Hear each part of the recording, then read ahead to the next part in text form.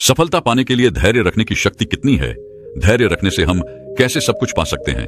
इसी विषय पर हम आज एक रहस्यमय कहानी आपको सुनाएंगे। तो चलिए शुरुआत करते हैं। एक बार एक व्यक्ति एक महात्मा जी के पास जाता है और उनसे कहता है, मुनिवर, मेरे साथ एक बहुत बड़ी समस्या है कि मैं किसी एक लक्ष्य पर लंबे समय तक टिक ही नहीं पाता हूँ। मैं अक्सर उत्साह में आकर अपने लिए कोई एक लक्ष्य निर्धारित कर लेता हूँ और कुछ समय तक उस पर काम भी करता हूँ, लेकिन कुछ समय पश्चात जब मुझे मन चाहे परिणाम नहीं मिलते तो मेरा मन उस काम से उबरने लगता है, भटकने लगता है। फिर मैं उस काम को छोड़कर किसी दूसरे काम को अपना लक्ष्य बना लेता हूँ और फिर उस लक्ष्य के साथ भी यही होता है। जब मुझे उसमें भी अपने मनचाही परिणाम नहीं मिलते तो मैं उसे भी छोड़ देता हूँ और किसी तीसरे काम को अपना लक्ष्य बना लेता हूँ। और सालों से मेरे साथ यही होता रहा है। मुझे यह भी पता है कि अपने बार बार लक्ष्य बदलने की आदत की वजह से ही मैं आज तक किसी भी काम में सफल नहीं हो पाया हूँ। लेकिन मैं क्या करूँ?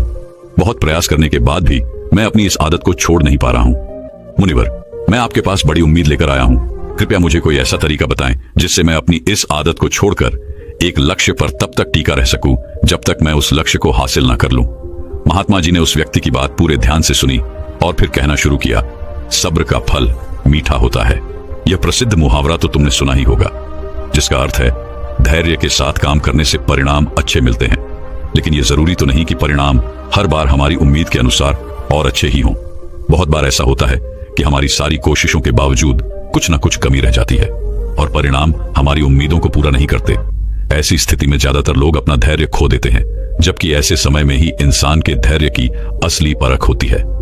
सब्र का टूट जाना अक्सर एक आम बात है और यह तब होता है जब चीजें उतनी जल्दी नहीं होती जितना हम चाहते हैं। लेकिन यह आदत आम बात तभी तक है जब एक निश्चित समय के लिए हो और इससे होने वाले नुकसान कम हो। बार बार और जल्दी जल्दी अपने धैर्य को खोना हमें शारीरिक और मानसिक रूप से नुकसान पहुंचाता है। साथ ही यह हमारे सामाजिक जीवन को भी बर्बाद कर सकता है, क्योंकि बार बार अपना सब्र खोने से लोगों का हम पर से विश्वास पूरी तरह खत्म हो जाता है। जाहिर सी बात है, ऐसी मानसिकता के साथ तुम अपने लक्ष्य पर केंद्रित कैसे रह पाओगे? और आज के इस भाग दौड़ भरी जिंदगी में जहां मन को भटकाने वाली इतनी सारी चीजें हैं, ऐसी स्थिति में लंबे समय तक किसी एक काम पर अपने ध्यान को लगा ही रख पाना मुश्किल होता जा रहा है। तो फिर इसका समाधान क्या है? इसका समाधान है मन को शांत रखने का प्रयास और जागरूकता का अभ्यास करना। जागरूकता यानी मन को वर्तमान में स्थिर और केंद्रित रखना। वर्तमान में जो कुछ भी हो रहा है उसमें डूब जाना, खो जाना, लीन हो जाना ही जागरूकता है। ध्यान है, इसमें अतीत या भविष्य से ध्यान हटाकर पूरी तरह वर्तमान में रहना होता है और तुम जो कुछ भी कर रहे हो उसे पूरी तरह से महसूस करना है। यह एक ऐसा अभ्यास है जिसे नियमित रूप से करने से ही तुम इसे जिंदगी के हर पहलू में लागू कर सकते हो। जागरूकता और ध्यान का अभ्यास करने के कई गजब के शारीरिक और मानसिक फायदे होते हैं। जैसे इसके नियमित अभ्यास से अच्छी नींद आती है, तनाव कम होता है, इंसान पूरे दिन हल्का और खुश महसूस करता है, साथ ही मन शांत रहता है और एकाग्रता भी बढ़ती है, जिससे लोग अपने काम पर अच्छे से ध्यान दे पाते हैं।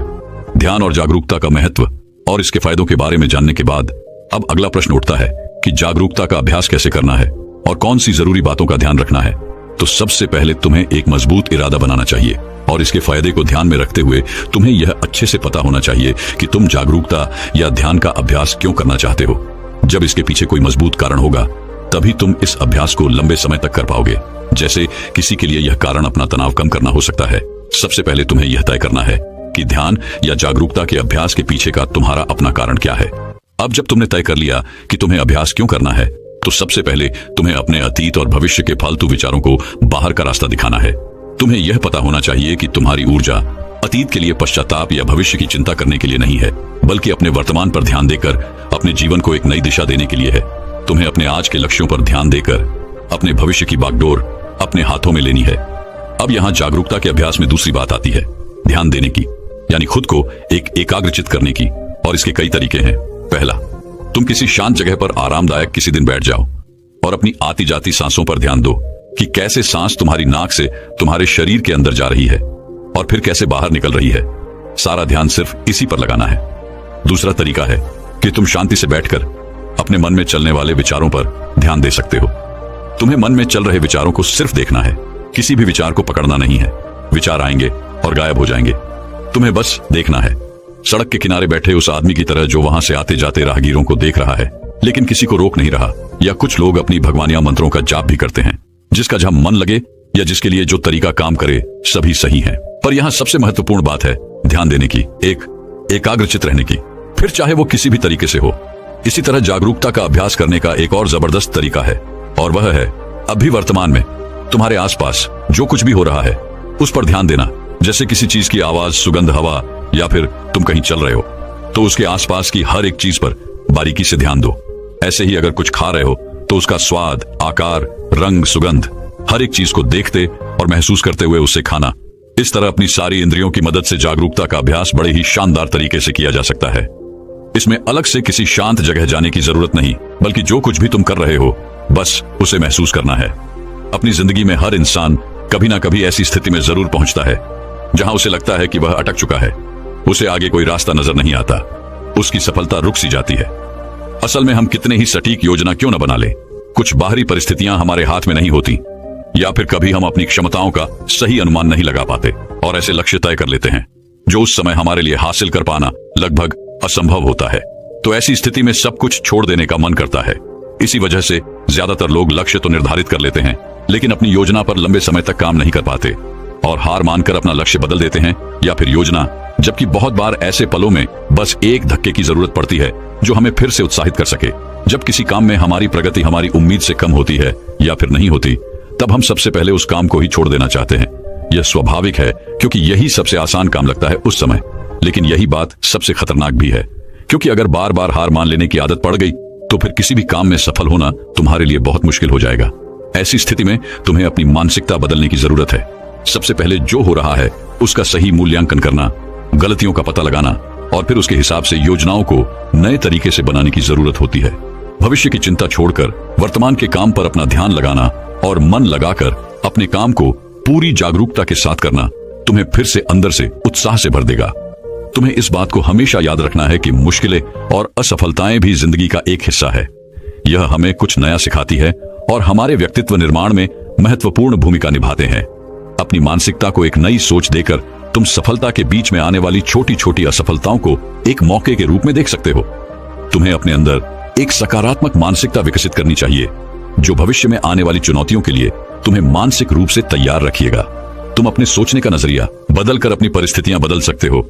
हमेशा ऐसे लक्ष्य तय करो जो हासिल किए जा सकते हो।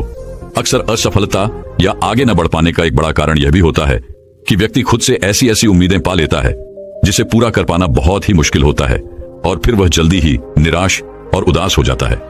अगर तुमने समाज या घर वालों के दबाव में आकर कोई ऐसा लक्ष्य तय कर लिया जो ना तो वास्तविक है और ना ही पाने योग्य है, तो फिर तुम उसे पाने के लिए चाहे कितनी ही अच्छी योजना बना लो, सफलता मिलने की संभावना बहुत ही कम होगी। हम अपने आसपास देखते हैं कि लोग सालों साल वास्तविक लक्ष्य बनाकर उसके पीछे बर्बाद कर देते हैं और आखिरकार एक दिन थक कर हार मान लेते हैं। जबकि अगर सही योजना और कड़ी मेहनत के बाद भी तुम्हें उचित परिणाम नहीं मिल रहे हैं, तो फिर तुम्हें अपने लक्ष्य में कुछ बदलाव करने की जरूरत है, और ऐसा करने से तुम किसी से कमतर नहीं हो जाते। हम सब अलग हैं, हमारे अंदर अलग अलग विशेषताएं हैं, हमारी सोच अलग है, हमारी परिस्थितियां अलग थी, हमारे सपने अलग हैं।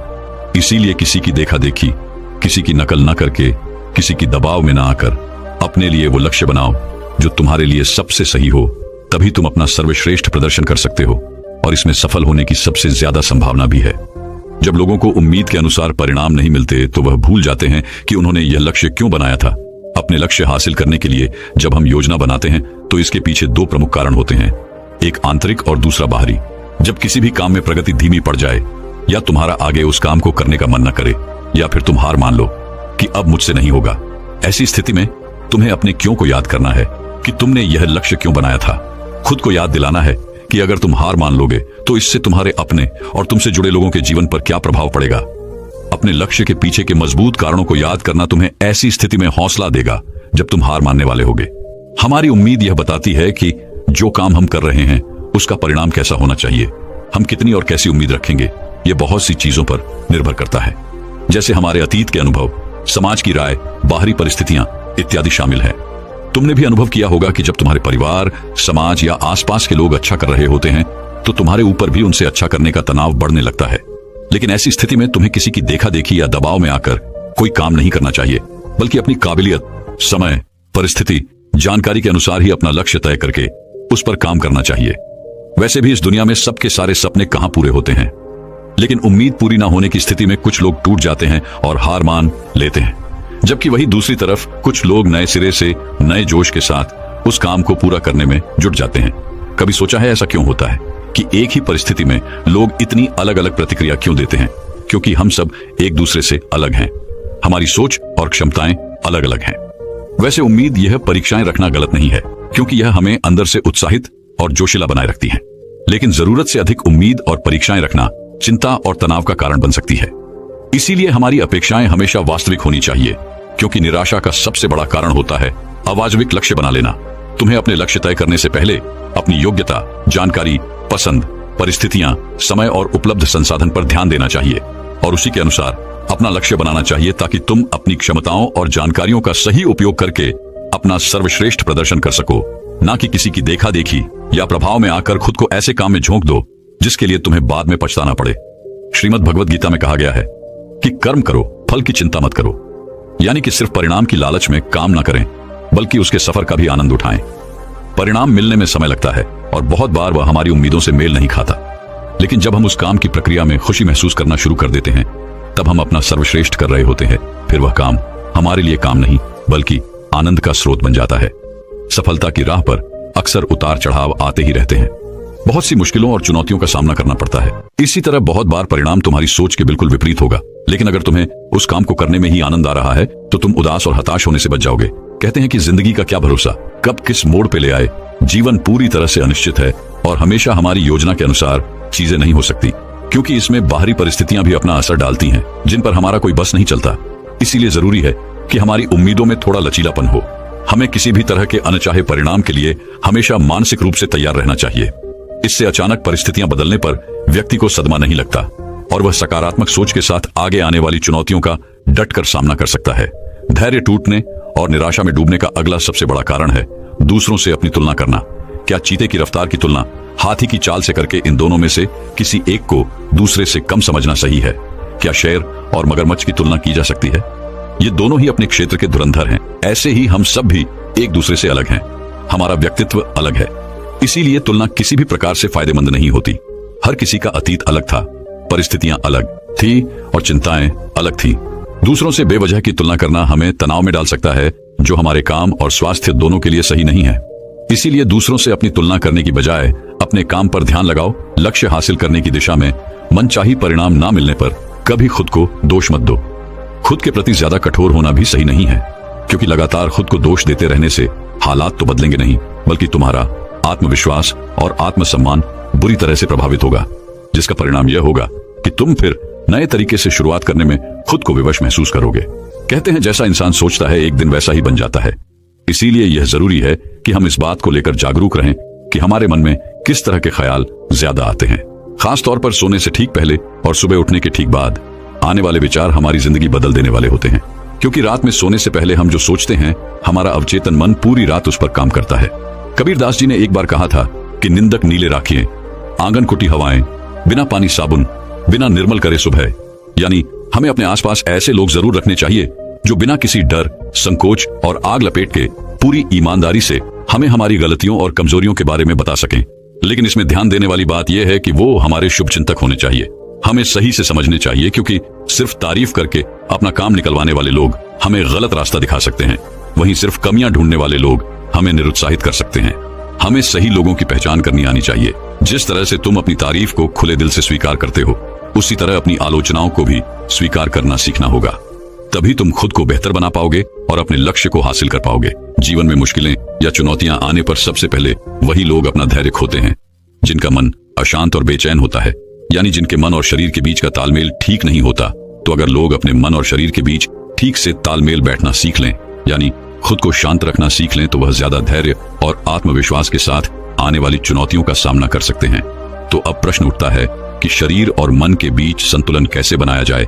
तो ऐसा करने के बहुत से तरीके हैं, जैसे हर सुबह ध्यान का अभ्यास करना, गहरी सांसें लेना, जागरूकता का अभ्यास करना, प्रकृति के साथ जुड़ना, योग और प्राणायाम जैसे अभ्यासों को अपने जीवन का हिस्सा बनाना इत्यादि।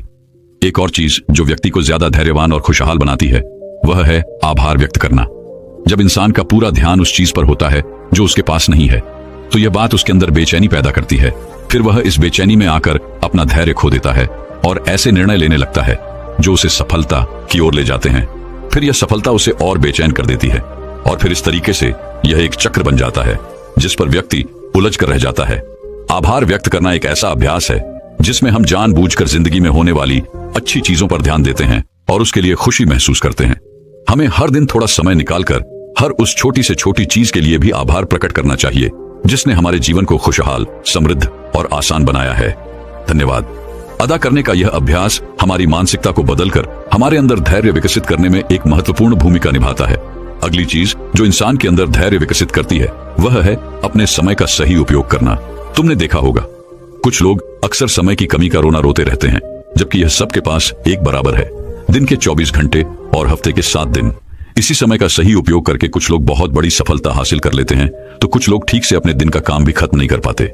इन दोनों ही प्रकार के लोगों में सिर्फ एक ही फर्क है और वह है अपने समय का सही उपयोग करना। समय का सही उपयोग करने की दिशा में पहला कदम है अपनी प्राथमिकताएं तय करना, यानी उन कामों को निश्चित करना जो हमारे लिए सबसे ज्यादा जरूरी हैं। फिर उन्हें पूरा करने की योजना बनाकर एक समय सीमा तय करना। काम पूरा करने की समय सीमा निश्चित करना जरूरी है क्योंकि यही हमें अनुशासित रखती है, वरना टाल मटोल करना तो इंसानी स्वभाव है।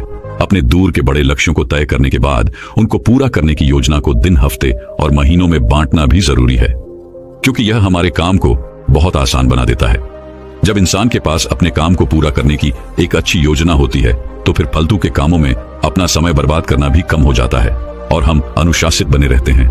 कभी कभी ऐसा होता है कि हमने लक्ष्य बना लिया, योजना भी बना ली, दिन, हफ्ते और महीनों में उसे तोड़ भी लिया, लेकिन कभी कोई मेहमान आ गया या फिर किसी दोस्त ने कभी कहीं जाने की बात कर दी तो हमारी सारी योजना ही खराब हो जाती है। लेकिन अगर ज्यादा जरूरी नहीं है तो फिर ऐसी स्थिति में हमें ना कहना भी आना चाहिए क्योंकि हर समय हर किसी के लिए उपस्थित रहना हमें हमारे लक्ष्य से भटका देता है। लेकिन ज्यादातर लोगों के लिए ना कह पाना बहुत मुश्किल होता है। कुछ लोग तरह तरह के बहाने बनाते हैं तो कुछ लोग नजरअंदाज करके बचने की कोशिश करते हैं, लेकिन यह एक सही तरीका नहीं है। हमें अपने काम और स्थिति के बारे में बताते हुए उन्हें मना करने का उचित कारण देना चाहिए। अगर वो लोग सच में हमारे शुभचिंतक या हमें समझने वाले होंगे तो वो हमारे साथ बहस या जबरदस्ती नहीं करेंगे। इस दुनिया में जितनी भी बड़ी हस्तियां हुई हैं, सभी में एक बात समान है कि उन्होंने समय और धैर्य का महत्व समय रहते समझ लिया था। जब हमें कोई दूरगामी लक्ष्य हासिल करने होते हैं तो उसकी सफलता के लिए धैर्य का होना बेहद आवश्यक है। यह बात उन सब ने जान ली थी। कुछ लोग धैर्य और सब्र को गलत तरीके से समझते हैं। उन्हें लगता है कि हाथ पर हाथ रखकर इंतजार करना ही धैर्य है, जबकि धैर्य एक सतत चलने वाला कर्म है। धैर्य के साथ लगातार परिश्रम करना भी जरूरी है ताकि हम अपना लक्ष्य हासिल कर सकते हैं। लक्ष्य हासिल करने की दिशा में धैर्य को विकसित करने के लिए कुछ बातों को ध्यान में रखना बेहद जरूरी है। जल्दबाजी में निर्णय लेने पर ज्यादा संभावना है कि हमारा निर्णय गलत दिशा में होगा। इसीलिए कोई भी निर्णय लेने से पहले इसके फायदे और नुकसान पर सोचना और उसके बाद सही क्षण करके उचित निर्णय लेना ही निर्णय लेने का सही तरीका है। लेकिन इतनी लंबी प्रक्रिया के लिए हमारे अंदर धैर्य होना चाहिए। हमें तुरंत परिणाम हासिल करने के चक्कर में जल्दबाजी नहीं करनी चाहिए क्योंकि छोटा रास्ता कभी सही नहीं होता। भावनाओं में बहकर निर्णय लेना भी खतरे से खाली नहीं होता। अगर धैर्य के साथ सभी उपलब्ध विकल्पों के बारे में अच्छे से जानकारी लेकर अपनी समझ का सही उपयोग करके उसमें से अपने लिए सही निर्णय लेते हैं तो हमारी सफलता की संभावना सबसे ज्यादा होती है। और जब किसी काम की शुरुआत इस तरीके से होती है तो समझो आधा काम पूरा हो गया। हमें लक्ष्य हासिल करने के लिए लगातार कोशिश करने और एकाग्रचित बने रहने की जरूरत होती है। जब हमें तुरंत परिणाम नहीं मिलता तो भटकाव आसान हो जाता है। कुछ लक्ष्य ऐसे होते हैं जिनके लिए कितना ही प्रयास कर लिया जाए लेकिन उन्हें एक निश्चित समय के बाद ही हासिल किया जा सकता है। लेकिन इतने समय तक लक्ष्य की तरफ केंद्रित रहना आसान काम नहीं। इसके लिए सही योजना, दृढ़ इच्छा शक्ति और धैर्य की जरूरत पड़ती है।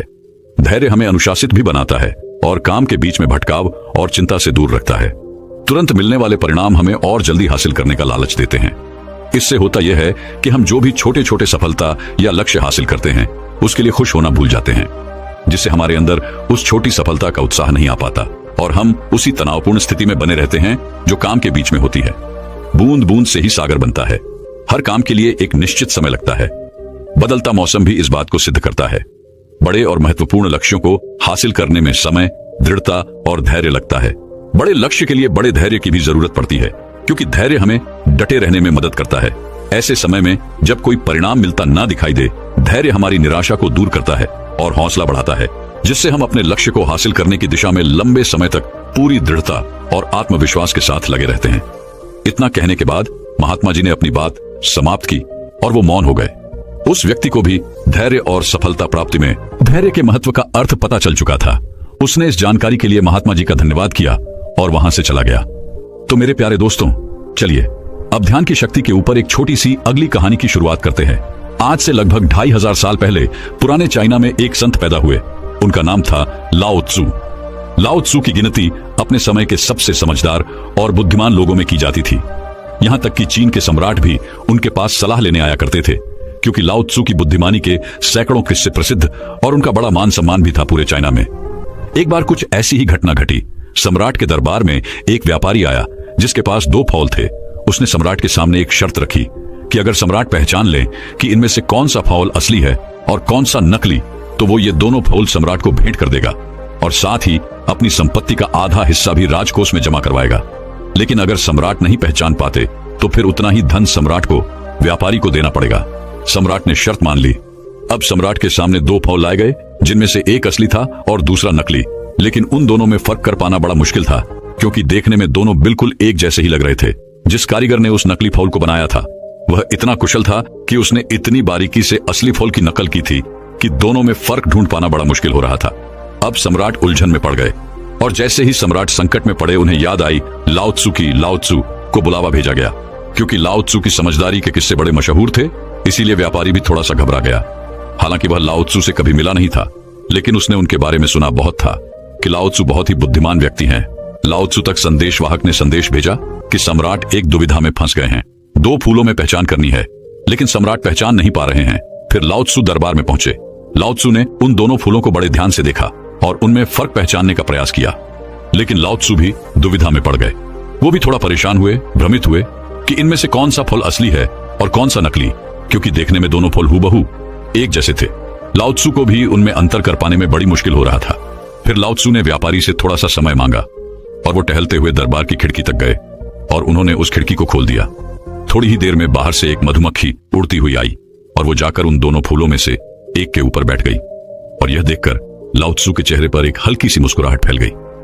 सम्राट समझ गए कि लाओ त्सु ने इस दुविधा का हल ढूंढ लिया है, असली फूल को पहचान लिया है। तभी लाओ त्सु ने कहा कि बाएं हाथ की तरफ रखा हुआ जो फूल है वो असली है और दाहिने हाथ की तरफ रखा हुआ फूल नकली है। व्यापारी बड़ा हैरान हुआ, क्योंकि वह भी कभी कभी बीच बीच में यह भूल जाता था कि कौन सा फूल असली है और कौन सा नकली। उसे भी याद रखने में बड़ी परेशानी होती थी। उसने आश्चर्यचकित होकर लाओ त्सु से पूछा कि आपने पहचाना कैसे? लाओ त्सु ने कहा कि मनुष्य की आंखों को धोखा दिया जा सकता है, लेकिन इस प्रकृति को धोखा नहीं दिया जा सकता। इन फूलों को देखकर इंसान भले ही अपनी आंखों के कारण धोखे में पड़ जाए, लेकिन एक मधुमक्खी को धोखा नहीं दिया जा सकता। मधुमक्खी आकर हमेशा एक असली फूल पर ही बैठेगी। तो यह थी एक छोटी सी कहानी लाओ त्सु की बुद्धिमत्ता के बारे में। यह कहानी हमें सिखाती है कि अगर हम ध्यान दें तो हमारे आसपास ही बड़ी से बड़ी समस्याओं का समाधान छुपा होता है। दोस्तों, मैं उम्मीद करता हूं कि यह कहानी सुनने से आपके जीवन में अच्छे बदलाव आए होंगे।